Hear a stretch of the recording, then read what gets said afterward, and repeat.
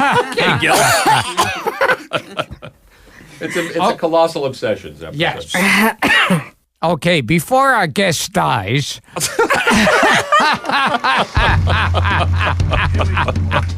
I haven't been feeling well. Yeah, if someone can get our guest some oxygen, please. Definitely. Because of the back. I've had this really bad, like a bad back. Hello? Let him introduce you. Hang on a minute. Oh, I forgot about that. Go ahead. I'm Gilbert Gottfried, and I'm here with my co-host, Frank Santopadre, and this is Gilbert and Frank's Amazing Colossal Obsessions. And we're having a return guest. Yes. And she was of that era. You don't find out-and-out impressionists or mimics, which she fell asleep. Yeah. Not at Imagine all. if it was a long intro. A little nap, a quick one. Of like the greats of Frank Ocean, Rich Little. George Kirby. Yeah, George Kirby. Will Jordan. We just lost the great Will Jordan. Yeah. You want to say who it is? It's Marilyn Michaels, the great impressionist Marilyn Michaels. Don't get carried away. Welcome Bothers back, me. Marilyn. It's people get very carried away. You know, I mean, lately there's this guy was after me. Can you believe it? Yes, and he tells me wonderful things all the time. Right away, I don't trust him. You know what I'm talking about? Doing Jackie Mason. He says, you're terrific, you're fantastic. I never saw you a wonderful woman, a beautiful, terrific. Marilyn is back for a return visit. She has a new book. Oh. Would you like to read the title? Okay. Marilyn Michaels' new book is How Not to Cook for the Rest of Your Life. Which she wrote with her son, Mark Wilk, who is here with us as well. Hi, Mark, Mark. welcome. The book is hilarious. Oh. Laugh out loud funny. Oh, yes. I went through certain pages and marked them up, and we're going to talk about them. I knew you were going to do that. What made you want to write this, Marilyn? This book about how much you hate to cook? Because I hate it so very much. I have, high anxiety, but especially when I go into the kitchen. Because after sex, invariably, someone says, I'm going to the kitchen. Can I fix something for you? And it's usually the woman. That was in the book. You resent that you have to, I think, fuck a guy and then feed him. Was Hello? that the term? Yeah. Hello. Hello. Honey, would you like a tuna? A tuna melt? How about a little lobster? A little brie? Women offered you food after sex, Gilbert? No, they never offered me sex. I want to read one section of the book here. Oh, I love that. This is one thing that I marked up. Let me see if I can find it. Oh, I'm so flattered. Let's see. Go ahead. Talk amongst yourselves while I find this. Oh, well, about my back. Yes. It was extreme pain all week long. Oh, now, what do you remember about Will Jordan? Oh, yes, we just lost Will. First of all, a wonderful person, a wonderful man, a great talent. I mean, I think he was sort of bordering on genius, actually. If you had ever seen him do Clark Gable and Charles Lawton at the same time, which he did on The Copycats, that was an extraordinary thing. He was the first person to do Ed Sullivan. A really big, here we are, in a really big shoe. It was all Will. And then everybody who came after Will was doing Will. They weren't doing Sullivan. They were all picking it up from Will Jordan. So He had a great mind. Great scientific mind. Brilliant they say. man. Yeah. Brilliant I went to his man. service a couple of weeks did, ago, yeah. and everybody said the same about him, that his mind was just... He was incredible. And then he did Patton. Yeah. Towards the end of his life, he did a lot of corporate stuff Yeah. where he was doing George Patton, and he made a lot of money doing that. Great James Mason, too. And God, brilliant. I mean, perfect. You had him on the show. I heard We something. did Yes, have him. he We was did have him. great. He was wonderful. It was just, and he liked me so much. I was so, we love each other. Fans are in awe and they're always like so excited. Oh my God. And, and fawning. Well, I think celebrities and actors feel even more passionately about each other. And that's how I felt about Will. You like that group at the Copycats. You got along with everybody. Rich Yes. Little's a friend, obviously. Oh, they were terrific. Will, Kirby. Gorshin. You liked Gorshin? Rich Little. Oh, Yeah. I mean, when I did most of my stuff with Frank Gorshin. He did. I did Judy Garland, and he did Al Jolson. Mm-hmm. And you can see that on YouTube. And Yes, those are great It clips. was a thrill to do that, to work with that level of talent. John Biner, Fred Travellina, Oliver The late Shullum. Fred Travellina, another great talent. God, was he great. Yeah. You know, he did a Frank Sinatra really unparalleled. And I said, I don't think I can do Frank Sinatra. We were over lunch, and I said, you're going to do it, and you'll be great at it. He was wonderful. Yeah. I miss him very much. We had Biner here, too. Did you? Here's the section from the book. This is page 88. Gilbert boy. Gottfried and I had the best whitefish we've ever tasted together at Katz's Deli. Oh. And it's at the 100-year anniversary of Katz's. To my recollection, this was the first time Gilbert Gottfried was ever completely quiet.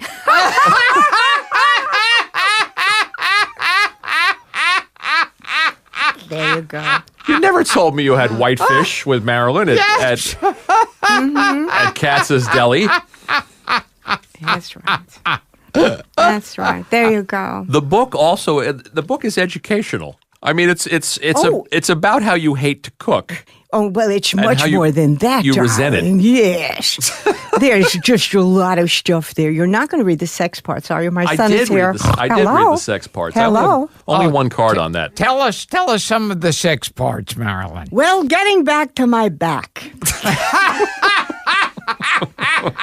So, as I was saying, the book is also educational. Oh, thank you. Marilyn, you explain to people who might not understand, people who aren't Jewish, who aren't New Yorkers, what schmaltz is, I did. for example. Explain, please. Tell our listeners. Well, how do you want me to tell you what schmaltz is? I might do it like Zsa Gabor. Because I can't have like that because she was really Jewish. You know, other people who were Jewish and tried for people not to know. Like Dinah Shore, I'm not Jewish, I'm just Southern. That was such shit, you know? I mean, really, mwah! What was that? Mwah! What the fuck was that? Happy Yom Kippur? I don't know. What was I saying? So back to schmaltz. Back to schmaltz. Schmaltz was chicken fat. Still is. Yes. Yeah. And my grandmother, they'd bring it home, and they'd take the chicken fat, and they throw it on a skillet. And this was something to see it sizzle, and it smelled great. And it was like, it could kill you, but they didn't know that. Have you been to Sammy's Romanian downtown? I was You get there a schmaltz on long the time table. ago. Yeah, They put it on the table. But that was just one of the things that I talk about, schmaltz. Lots of things. That And you- was very important, the chopped liver. A chopped liver. What was the chopped liver story? My son Mark, he's my co-author. When I couldn't think of a funny line, he came in right away. He's so talented. The book's very funny. And bless your heart, you also say the best drink in the world is a chocolate egg cream. Yes. Which made me very happy to see. A lot of our listeners are all around the world. They have no idea what a chocolate egg cream Oh no! is. Oh, that's It's so sad. bad. It's It sad. is It's sad. heartbreaking. It's tragic. Yeah. So it's an odd book because it's sort of a cookbook, but it's an anti-cookbook. No, it's definitely an anti-cookbook. Yeah. Yeah, and yet there's advice for how to serve, for how to prepare certain food. How not to do prepare it. certain foods. How not to do it ever at all. I mean, order in, eat out, whatever. Pay people to do it for you. Give them your jewelry. Give them your 8mm pearls, and beg for food on the street. I mean, the reason I do this show is because Dara. Do they know who Dara is? Yes. beautiful- They're familiar with Dara. She's a lovely girl. She is. She's right here through the glass, Exhausted. waving. Yes. Waving. So she says, we have plenty of cookies and things for you. I think Dara dislikes cooking too. Is that fair to say, Dara? Yeah. Is this a Jewish woman thing? Let me read one other bit from the book that Just I love. one other, darling? That's all? Yes, this is, for now, this is about ice cream trucks. I love this. I must interject that ice cream trucks are not always available, even in 90-degree heat. Then one day it's 50 degrees. What happens? The ice cream truck appears. So to that I say, fuck you, Mr. Softy.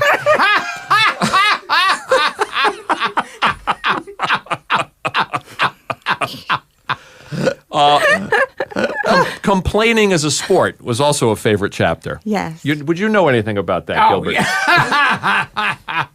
I mean, think. When you're sweating and you're hot, you're walking and there's no ice cream at 90 degrees, then 45, 50, they come out.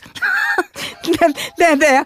I don't want it when it's cold. I want it when it's hot. There's also some great pictures in the book. Here's you and Sammy. Yes. There's some wonderful anecdotes. I did not know the last time you were here. You did not tell us that you auditioned for the Diary of Anne Frank movie at the tender age of 14. Yes, I was 14. George Stevens was the director, great director, and that would have been marvelous to get that. I thought that I was, cast well, being a Jew with the long hair and a nose and everything I needed. But he just didn't think I was the kind of girl who would stay quiet in the attic. You know what I mean? Oh my God. Who did you audition with? Did you audition with Lou Jacoby or any of the actors? Darling, I don't. I only audition alone. Oh, I see. Who's that actress who's great alone? The the thin one, the blonde. Which one, Meryl Streep? No, not Streep. Contemporary actress? Yeah. She's a beautiful gay lady, gorgeous and thin. I forgot her name. Okay. And I always remember meeting you many years ago. Not that many. Control it. And I said to my mother, I met Marilyn Michaels, and she said her father was Moshe Oisha. That's it. My He's uncle. mentioned in the book. Your uncle. My uncle. Moshe. Yeah. And he was in Yiddish theater. He was a great cantor, probably the greatest. When I think in terms of music, I think opera, I think Pavarotti. We usually, if you know anything, you'll think, even if you don't know opera, you'll think Luciano Pavarotti. And you think popular music, you'll think Frank Sinatra. And if you think Jewish music, it's Moshe Oisher. And there are many great cantors and chazans and so forth. But my uncle was extraordinary. He was a movie star too. He did films. Yeah, we talked He did about a it lot last of time we had you film. here. Yes, he was quite amazing. I'll get you some music so you can listen to it. I love them. Always love the Mae West. Yes. Speaking of auditioning and food, you auditioned for Zelig and Woody Wouldn't Feed You. Do I have this right? Oh! You want me to talk? It's in the book. Mark does the greatest Woody. It's bad trying to do it this way. Do it. You're not on. You can jump on the do mic it, if you'd like. Jump on the Mark. mic. Come over here and do it. Yes, food was not in the budget. Films are expensive, and we didn't. The pastrami sandwiches would have put us over the limit, so we held off. So what happened? He didn't feed you. He didn't feed me. He was strange. He was so strange, and I had a big crush on him. I thought, oh God, like Woody Allen. Oh God, he'll know that I'm the woman for him and not Mia. And he was just, I don't know. He was very cold, and he would communicate through one of his interns. I mean, I'd be sitting as close to him as I am to Mark right next now. to him. And he'd tell someone else, he'd say, tell her to be here at 9 a.m. And they would say, be here at 9 a.m. tomorrow. It was very, very strange. Okay. And I thought that maybe he was that way, and he would have been nicer to me if I had brought along my small Asian daughter.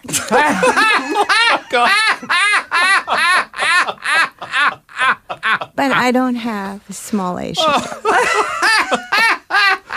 Okay, I want to ask you about some of the other encounters in the book. Encounters? Phil Silvers made a play for you? Oh, listen. Bilko. Listen, Yeah? I want to tell you. And Danny Kaye. Yeah. Listen, I want to tell you about comics. Darling, you should excuse the expression. You know, my editor, Seth Aaronstein, he's a very religious kind of Orthodox guy. And I say in the book that comics are hornier than an Orthodox Jew at a mikveh, you know? And he kind of took umbrage at that. And he's not supposed to. I said, look, you know, you're the editor. You're not supposed to tell me you take umbrage at it. Hello? I know they're horny. You don't know.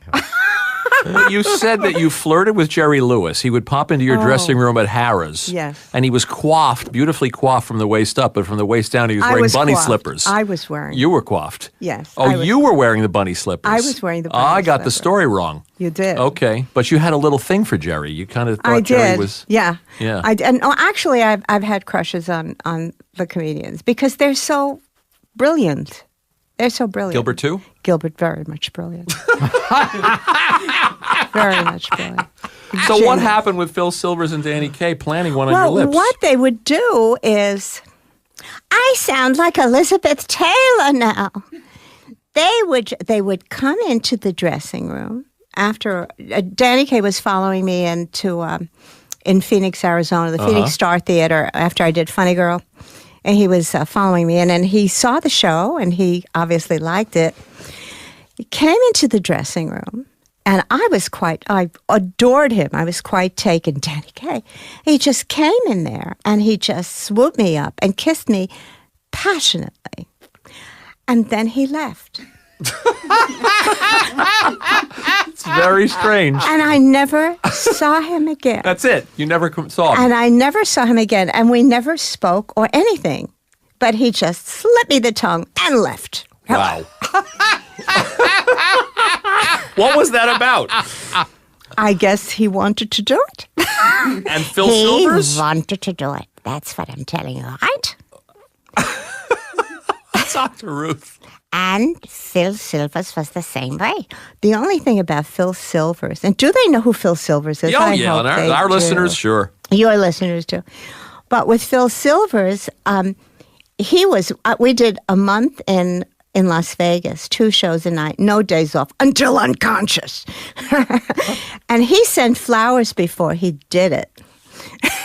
And then one night he decided he was going to make his move, went into the dressing room, swooped me up, kissed me passionately, and left. So this happened twice. This happened with Danny Kaye and Phil Silvers. Yeah. Did you ever giving the stories away. What? Did you ever communicate with him again after the incident? After the kissing incident? Well, sort of, yeah. Uh-huh. Because I'm doing my Diane Keaton. Yeah. Because because we were working 2 shows a night every night. So we did communicate. But he didn't do the kissing. He did it only that one time. I see. But it was very effective. And Rickles never... Rickles didn't do it. He wanted to. But his wife was in attendance. She was there. So no, he didn't do it. But Jerry, I love Jerry. I always loved. Yeah. We lost Jerry since we saw you last. Yeah. And Rickles. Both passed and I'm since the very last time you proud were to here. say that Mark and I did the birthday party. Yeah. Right? The Friars. Yeah. Oh, was that Jerry's party? Yeah. Here's a reference in the book I love, Marilyn. You're talking about the old eateries on 2nd Avenue. Yes. Back in the day. The Cafe Royale, Ratner's. Was a golden age. It was. Do you remember these places, Gilbert?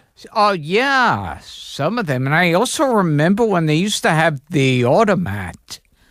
Do we have to go back that far? We talked about That's the why I automat. came here today, to talk about the automat. Where they'd have a little lion's head and a hot chocolate would come out of there. And the food was just wonderful. I Yeah. was a very small girl. It was just wonderful. But Get out yes, of those little glass doors. just terrific. All of that. Yes, I do talk about that. Yeah, I mean, there's a lot of food history in the book, Food too. history and all those great restaurants. Ratner's, there's a great dairy restaurant. It's gone now, isn't it? Yeah. Yeah. Yeah. Yeah, some of those great eateries are gone from L.A., too. I mean, the Derby's gone, Is and Cantor's- Chasen's is gone. Cantor's is still there. Cantor's still there. Still dirty. But an authentic Jewish deli experience. You had both Betty Davis and Joan Crawford encounters? Oh, yes, I did. What was Joan Crawford like? What was your Oh, experience my of her? God. She was amazing. She cared so much. She cared about what they thought about her. She was sitting on the dais, and it was for Pepsi Cola. And they were rattling off her credits, Uh-huh. And she was on tenterhooks, really nervous that they shouldn't miss one of her movies. There were many. And then I performed, and I went over really well. And she wouldn't let it be. She needed to be part of it. She had to be part of the spotlight. Yes. Yeah. And she ran onto the stage and grabbed me by the wrist and ran around circles with me on stage. I'll never forget that. Wow. It was unreal to think that Joan Crawford needed to do this. Even with all that she'd accomplished and achieved. Yeah, she needed it. Well, she was turned on by my performance, Right. which was very nice. And Betty Davis? Elevator Betty encounter? Davis, she was great. I performed. It's starting to get hot in here. Anyway, I did a thing at I was some big event. And she got very excited about it. She was with her daughter. BD. BD, what Yeah. a bitch. Yeah. What a horrible girl. That girl was so horrible. Tell us about the Playboy. Betty Davis said to me, she said, you were fabulous. Fabulous. Well, I carry that my whole life. Oh, that's nice. Yes, it is. Gilbert will appreciate this. You did a layout for Playboy. You were Streisand, you were Bette Midler, you were Lily Tomlin's Ernestine. Yes. And you did Maria von Trapp with two little people from The Wizard of Oz. You really read the book. Of course! It's my job, Marilyn. Well, Who were the little people? Was one of them Jerry Marin? Do you remember the names? yeah, I think it was. Yeah. They were the Munchkins from The Wizard of Oz. Right. I think we just lost the last one. I know. Yeah. And You said you should have taken your clothes off for that shoot. You say I- in the book. I did. Well, they wanted me to be naked. Marilyn pours her apple juice. Yeah. I'm a little messy That's tonight. okay. They wanted me to be topless. Uh-huh. And this is before he was just twinkle in my eye or Uh-huh. anything. And, my boobs look really great and everything. But I said, I had picture approval. And I did a few, there's a fly in here. I did a few topless ones. And my tits were great. God, they were standing up, Marcus covering his head and his saluting ears. the world. But I refused to let them use it. Good for you. I should have let them use it. Good for you. How were the little people? Did you get along well with them?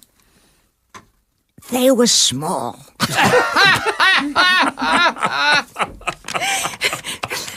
They had them there sitting. I was Von Trapp, and they were sitting. They were throwing rosebuds, and they were piping in the voices of the children from The Sound of Music. The hills are alive with the sound of music. And I'm standing there naked with two small people.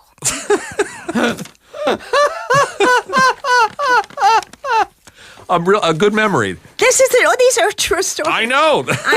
I'm not, exaggerating. What about doing Hullabaloo with Sammy, too? I found that interesting. Oh, God. What did they tell you? What did the network tell you not to do? Do you know that I'm telling you all the stories from the book? They're not going to buy the book. But Oh, there's plenty more in the book. That's true. Yes. This is the tip of the iceberg.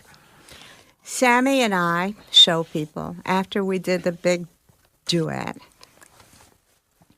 the natural feeling was to embrace and go, mwah, mwah, kiss, kiss. And so I did that. And Gary Smith took me aside, and he took me in a corner, and he said, "You cannot kiss." I said, "What are you talking about?" He said, "You can't. No kissing with Sammy Davis, or we lose the South." Wow. Smith-Hemian. Smith-Hemian Gary production. Smith, yeah, sure. Legend. They did all of the Barbra Streisand, Right. All of the. So they told you you'd lose the South. No embracing, no kissing, no nothing. Nope. That's kind of like, I guess it was Bojangles and Shirley Temple. Yeah, and years later, Petula Clark and Belafonte. Yeah. That in But prime time. It's like he was holding hands Yes. with Shirley Temple, who was 3 years old. Yeah. So, of course, you hold hands. And they couldn't take that, a black guy holding hands with a little white girl. Oh, is that a fact? Yeah. Yeah, that caused controversy. Oh, if you're wow, I didn't even know that. Yeah. And that's so iconic. And Harry Belafonte did a Petula Clark special. You know this story. Yeah. And they held hands, and it just created a firestorm. Harry Belafonte held hands with. Petula Clark. I would have held hands with Harry Belafonte. Just point me in the direction now. Did Burt? This is interesting. Did you go on a date with Burt Reynolds, who we just lost? Yes. What was that like? Oh dear. First of all, this week has been tough. Yeah. Besides my back, which has been hurting terribly. But losing Burt, he was a very nice man to me. Mm-hmm. And I met him on a telethon in Baltimore, of all places. And this is at the prime of his beauty. It's even before he met Dinah Shore, And we went out a few times. You did? How about that, Gil? Wow. Went out with Burt Reynolds. You're impressed? Yeah. This is true. Number one box office star in America at the time. Oh. But you see, I was seeing somebody. I see. And we were at Sardi's, and he said, "How far into it are you?" And I said, 3 months. He said, "Oh, you're in the thick of it now, the glowy part." But I couldn't turn down a date with Burt Reynolds. Why did you turn down Jimmy Caan? Oh. My press agent wanted me to fix me up with Jimmy Caan. This went on. "Oh, you got to see this guy. He's Jewish." He's Jewish. He's good looking. I didn't want to be. Leave me alone. Don't fix me up. You're gay. You go out with him. I don't care. Whatever. Leave me alone. So he said, "All right, well," and I just turned it down. And they were also bothering me about Marshall Brickman. Oh, Marshall Brickman. Yeah, funny guy. Do you want to tell people who Marshall Brickman? Well, he co-wrote Annie Hall. Hello. And Ben just wrote Jersey Boys for Broadway and lots of other things. A brilliant comedy writer. Really. He did. And my mother, she was friends with his mother in the building. She said, "We're going to fix you up with a guy named Marshall Brickman." I said, "The name is wrong." And every week, that's all I heard. Marshall Brickman, I said, "I'd never want to hear that name again. I'm just not." Well, how stupid was I? Well, that was a bad move. A bad career. We want to get him here for this show, Marshall Brickman. Tell him I'm ready now. As we wrap it up, We're Marilyn, wrapping? Yes. We're wrapping? Oh. Well, we didn't want to make you sit this long. You said you couldn't sit a long time. Because of my back. Well, Very I do want to. difficult. People should get the book, but I do There's a particularly tightness down there. that Terrible the acupuncture tightness. didn't fix. No, then what? You want some water? I give you water now. You get the water. You feel much better from the water. Gilbert will like this. Could you explain to Gilbert and to me what you were referring to on page 120 by grabbing your fluffy? Okay, I'm interested. I'll be going now. Suddenly have place I need to My son is leaving the room.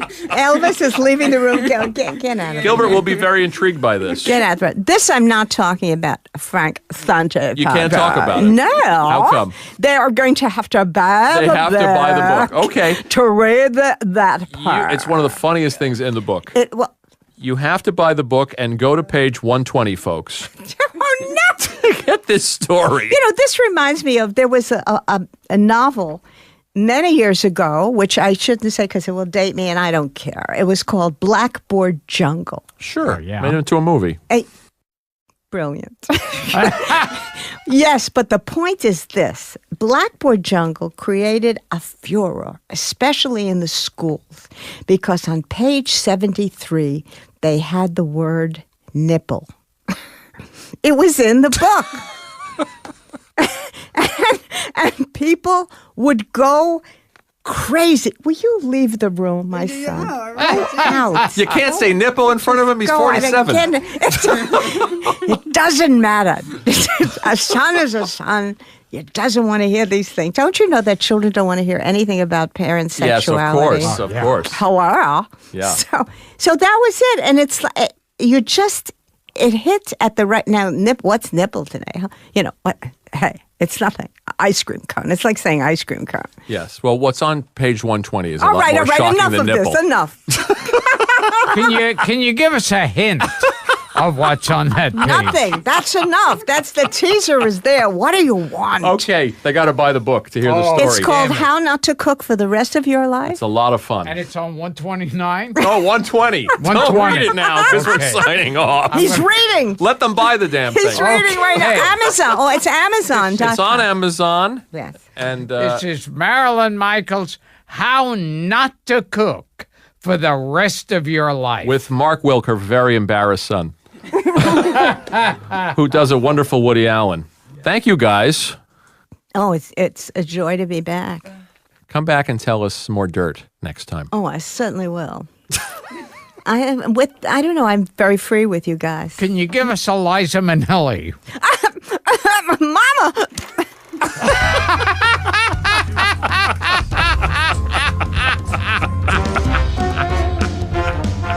The great Marilyn Michaels. This has been Gilbert and Frank's Amazing Colossal Obsession. Thanks, guys.